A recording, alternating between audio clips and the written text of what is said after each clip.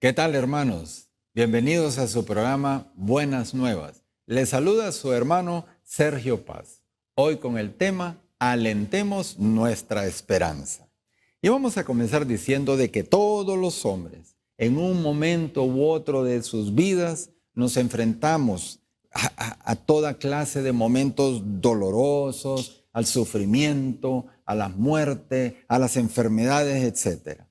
Y solo es gracias a esta virtud de la esperanza que estas realidades que acabamos de mencionar se convierten o adquieren, mejor dicho, un sentido en nuestra vida, convirtiéndose más bien en medio de salvación, convirtiéndose más bien en un camino que nos lleva a Dios. La virtud de la esperanza nos da la certeza de que algún día viviremos en la felicidad eterna en el cielo.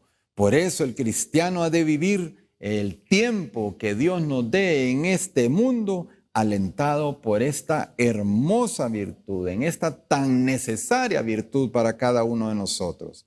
Ahora, ¿en qué consiste esta virtud de la esperanza? La esperanza es esa virtud teologal infundida por Dios en el momento de nuestro bautismo, por medio de la cual, oigan bien, esperamos la vida eterna, poniendo nuestra total confianza en las promesas de Cristo. Santo Tomás de Aquino la define como la virtud que capacita al hombre para tener confianza y plena certeza de conseguir la vida eterna, y así también lo capacita pues con los medios para poder alcanzarla, apoyado en el auxilio omnipotente de Dios. Claro que sí, necesitamos de la gracia de Dios para nosotros, entonces podemos obtener esta virtud. En otras palabras, hermanos, por medio de esta virtud de la esperanza, el Hijo de Dios, la hija de Dios, el cristiano, adquiere, podremos decir, una firme garantía. Así, adquirimos una firme garantía del cumplimiento de las promesas del Señor, quien desea ayudarnos con abundancia de medios de obtener el cielo, para que podamos nosotros llegar al cielo. ¿Ok?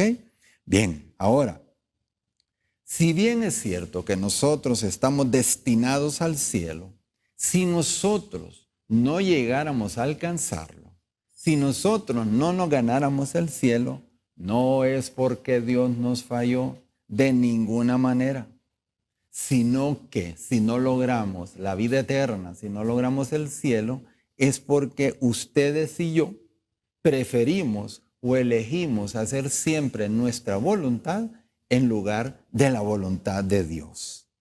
Ay, cómo nos falta esta virtud, hermanos, en nuestra vida diaria. ¿Por qué? Porque entre otras cosas tendemos a ser muy impacientes. Apenas afloran las dificultades, las tribulaciones, las pruebas, los problemas. ¿Qué sucede? Nos entristecemos, hasta podemos llegar hasta la depresión, mis hermanos. Somos, muchas veces podemos decir así, incapaces, sí, incapaces de mantener una esperanza que las cosas van a mejorar. Claro que sí. ¿Y qué sucede? Más bien nos llenamos de desmotivación, de desaliento. Y cae en desaliento, por ejemplo, quien vive, miren, aferrado a este mundo, que es una postura que viene determinada, entre otras cosas, por el excesivo apegamiento a los placeres y a los bienes de esta tierra, los cuales considera no como un medio para vivir, sino que los considera como un fin, por lo que si no podemos obtenerlos, entonces, ¿qué pasa? Sucede lo que decíamos anteriormente. No llegamos a obtener los bienes que queremos, no llegamos a obtener los placeres que planificamos. Esto nos llama a la tristeza o a la depresión. Por eso es que debemos de luchar diariamente, no semanalmente, diariamente, por alejar de nuestros días todo posible desaliento de nuestra vida en todas sus manifestaciones. El desaliento, la desmotivación no vienen de Dios, ¿no? Porque si nosotros no le ponemos el remedio a la desmotivación, al desaliento, este paraliza nuestros esfuerzos por querer superar nuestras dificultades y paraliza también ese deseo que nosotros podemos tener de hacer el bien a los demás. ¿Por qué? Porque estamos tan tristes, estamos tan deprimidos que solo pensamos en nosotros mismos. Y nos desalentamos por tantas cosas como, por ejemplo, la falta de trabajo, por los problemas económicos, por las enfermedades que podemos estar sufriendo, etc. Asimismo, en el plano espiritual nos podemos desalentar pues por los aparentes fracasos en nuestra labor de evangelización, cuando queremos llevar la palabra de Dios a nuestra familia, a nuestros amigos, a nuestros compañeros, y los vemos tan indiferentes, podemos llamarnos también al desaliento. Pero hemos de recordar en esto último, en lo que me refería del evangelizar a los demás, que nuestro deber solo es, miren, es tirar la semilla. Quien hace crecer la plantita y el fruto, eso es nuestro Señor, ¿ok? Por lo tanto, no olvidemos en ningún momento que ellos, nuestros seres queridos, son proyectos de Dios, son proyectos de Dios. Y quien hace las cosas por amor a Dios, quien hace las cosas para la gloria de Dios, no fracasa nunca, nunca fracasa. La esperanza se manifiesta a lo largo del Antiguo Testamento como una de las características esenciales del pueblo de Dios. Todos los ojos estaban muy expectantes ante la llegada del Mesías. Así debemos de permanecer nosotros, hermanos. Alegres, sin perder de darle un sentido sobrenatural a los sucesos que nos acontecen en nuestra vida diaria. Para nada. Hay que ver las cosas, los acontecimientos que nos suceden con los ojos de la fe.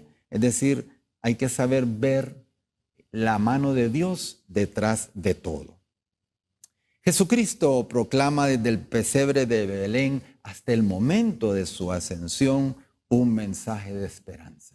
Es más, hermanos, Jesús mismo es nuestra única esperanza, como dice en 1 de Timoteo, capítulo 1, versículo 1.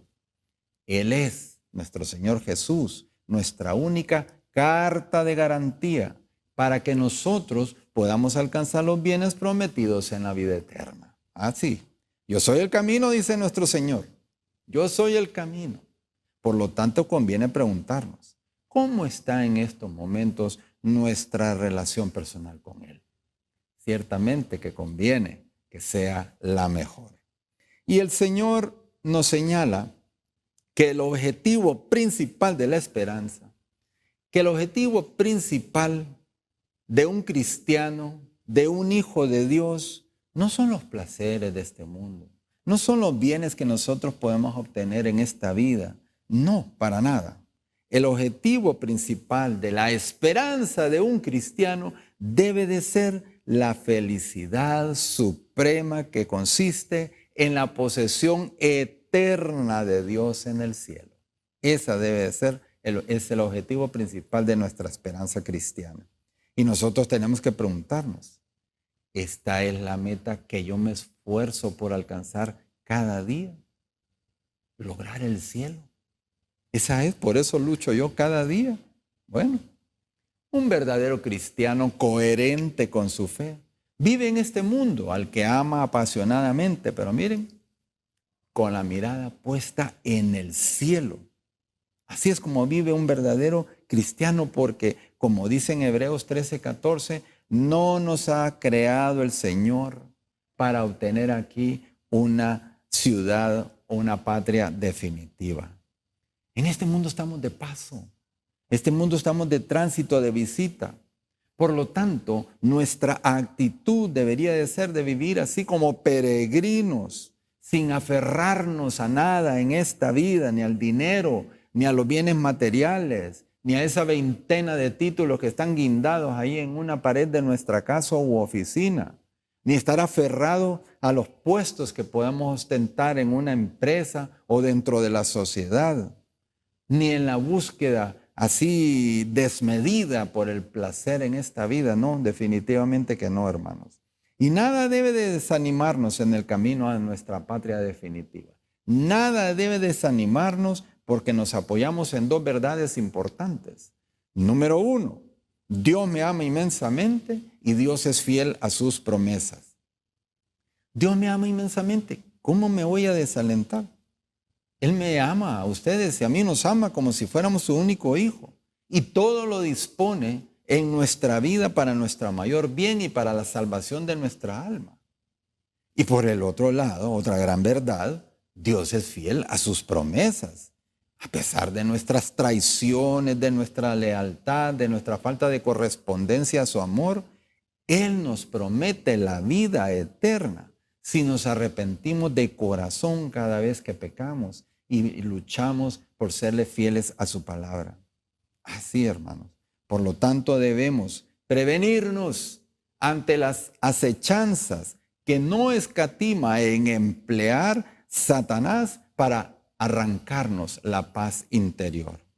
Por ejemplo, en el plano espiritual, quizá en algún instante se puede asomar la duda, la tentación de pensar que más bien estamos retrocediendo en vez de avanzar en nuestra vida espiritual, que estamos más bien empeorando en vez de mejorar.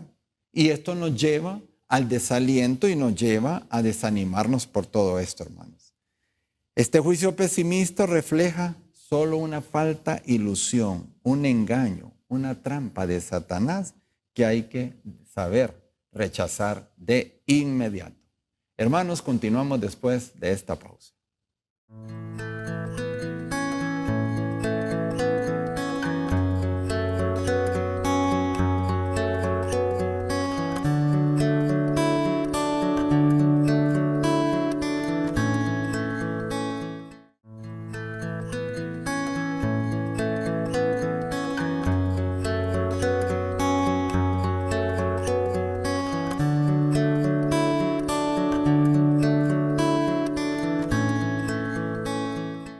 ¿Qué tal, hermano? Volvemos entonces con el tema alentemos nuestra esperanza.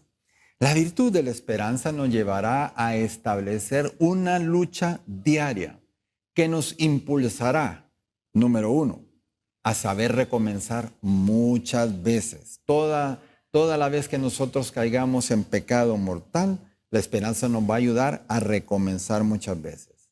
Número dos, nos va a ayudar a ser constantes, perseverantes en nuestra tarea de evangelización, de llevar la palabra a los demás.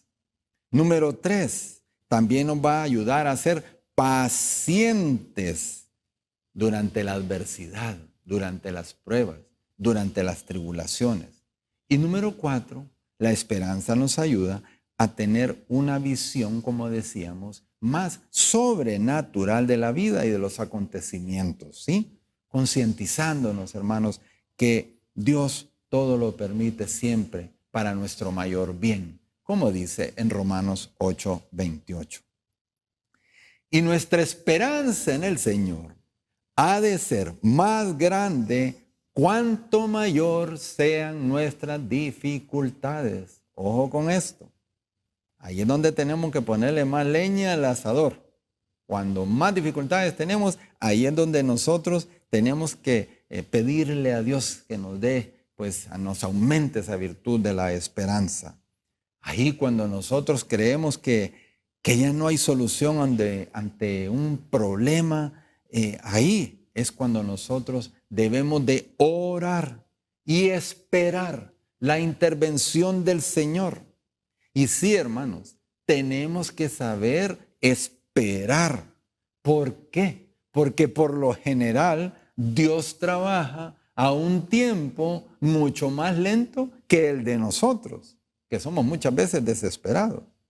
Y ten por seguro que Si Él no nos da prontamente eso que le estamos suplicando y suplicando, Él se la va a arreglar para hacernos entender de alguna forma, pues que o todavía no es el momento para otorgarnos eso que le estamos pidiendo, o simplemente nos hará entender que eso no nos conviene para nada. En cierta ocasión en que Jesús vuelve a Cafarnaúm, se nos dice ahí en el Evangelio según San Lucas, capítulo 8, versículo de los 40 al 56, dice que todos estaban esperándole. Y en medio de aquella multitud sobresale pues un personaje que el evangelista destaca que era un jefe de una sinagoga. ¿Y qué sucede? Ya se acuerdan de este pasaje, ¿no? ¿Y qué sucede? Pues le pide la curación de su hija. Dice la palabra que se le postró a los pies a Jesús. Inmediatamente, ante una indicación del Señor, todos se ponen en movimiento en dirección hacia la casa de Jairo. La niña de 12 años, recuerdan, que era hija única, se estaba muriendo. Lo más seguro es que ella estaba pues agonizando.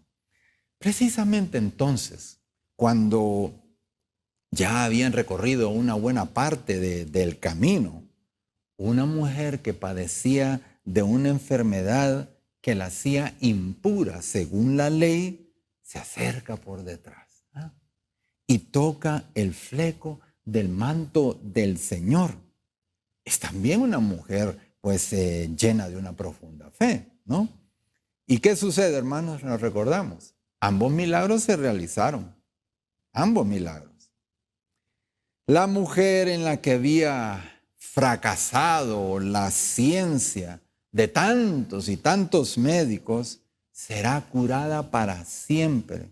Y la hija de Jairo vivirá con plena salud, a pesar de que cuando llegó la comitiva, después del retraso sufrido en el trayecto, ya había muerto. Ambos milagros se dieron. Durante el suceso con esta mujer que padecía de hemorragia, ¿qué ocurría con Jairo? ¿Qué ocurría con Jairo? Bueno, parece ser que pasó a un segundo plano, ¿no?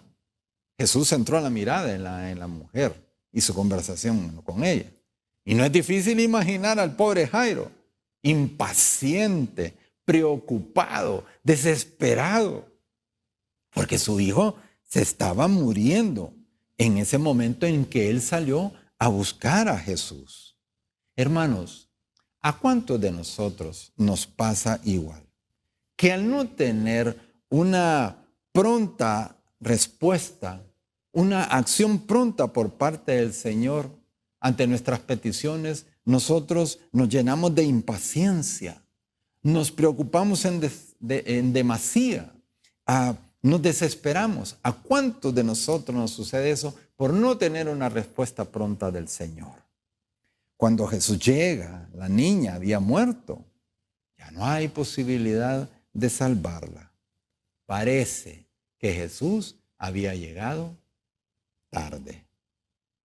Y precisamente ahora, cuando humanamente ya no quedaba nada por hacer, humanamente, cuando todo invitaba al desaliento, a la tristeza, a la depresión, ahí ha llegado la hora de la esperanza sobrenatural, la hora de la intervención poderosa y misericordiosa del Señor, que nunca nos abandona, que siempre está muy pendiente de nuestras necesidades, de nuestros sufrimientos, de nuestros dolores. Jesús nunca llega tarde. Repito, hermanos, Jesús nunca llega tarde. Llega siempre en el momento más preciso. Solo hace falta tener, hermanos, una fe mayor, una confianza mayor. Jesús quizá ha esperado que se haga demasiado tarde en esa situación que tú estás viviendo en estos momentos en tu vida. Puede que sí. ¿Para qué? Para que una vez que tú la llegues a superar, enseñarte, pues que era necesario saber esperar, que era necesario saber esperar, que era necesario abandonarse completamente en sus brazos, teniendo una confianza sin límite en Él. Tenemos que aprender a esperar en Jesús, a que Él actúe en su tiempo, no en el nuestro. Nos recuerda también este pasaje, nuestra propia vida, cuando tantas veces nos parecía que Jesús no acudía a nuestro encuentro en nuestras necesidades, por la que tanto y tanto y tanto orábamos. ¿Y qué sucedió? ¿Haz recuerdo? ¿Haz recuerdo? Terminó concediéndonos más bien una gracia mucho mayor de la que nosotros le estábamos pidiendo con desesperación. Algo mucho mejor de lo que nosotros le estábamos suplicando. Y eso que tantas veces escuchamos, les puedo apostar, escuchamos en nuestro interior esas palabras del Señor. No temas, ten tan solo fe. Y a pesar de eso, nosotros nos desmotivamos, nos desesperábamos, etcétera, etcétera. ¿No es cierto? Esperar en Jesús, ¿qué es? Esperar en Jesús es confiar en Él. Esperar en Jesús es saber confiar en Él. Y más confianza hemos de tener, pues cuanto pocos o nulos sean los medios que humanamente nos podamos apoyar para solventar nuestros problemas, tribulaciones y necesidades. Ahora bien, ¿qué pecados hay contra la esperanza? Está la presunción y está la desesperación. La presunción es confiar en obtener la vida eterna sin la ayuda de Dios. ¿Qué les parece? Es el caso típico del autosuficiente, el que cree que no necesita de nada ni de nadie para salvarse. Es un exceso de confianza que nos hace pensar que vamos a obtener la salvación aún prescindiendo de los medios que Dios nos da. Es decir, sin la gracia ni las buenas obras, solo con la fe nos vamos a salvar. Es decir, se piensa que no importa lo que hagamos, de todas maneras voy a obtener mi salvación. Existen otras maneras de pecar por presunción. Los que viven pensando que ya habrá alguna oportunidad en el futuro de convertirnos ya cerquita ya de nuestra muerte, y por eso es que viven en una situación habitual de pecado. Y los otros, los que siempre están pecando y piensan, bueno, al fin y al cabo, Dios es muy bueno, Dios me va a perdonar y Dios me va a salvar. Bueno, es pecado grave, hermanos, esta presunción. Pues ¿saben qué? Estamos abusando de la misericordia divina. Es una confianza excesiva y totalmente falsa en Dios. Y la segunda decíamos que la desesperación, o sea, una desconfianza en Dios.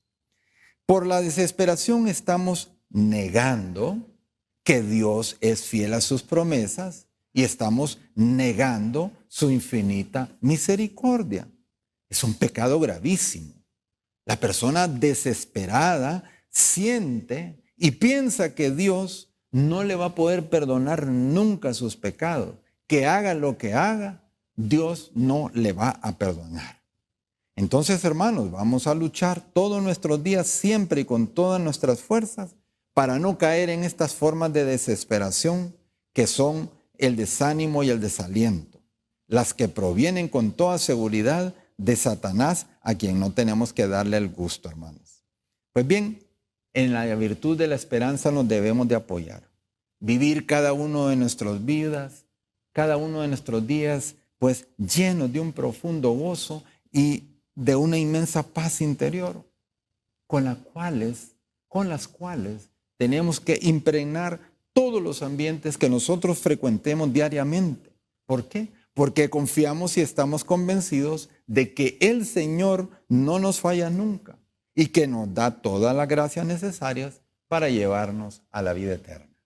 Hermanos, les invitamos para que nos acompañen en el siguiente programa. Y recordemos, nunca nos cansemos de hacer el bien a los demás. Bendiciones abundantes.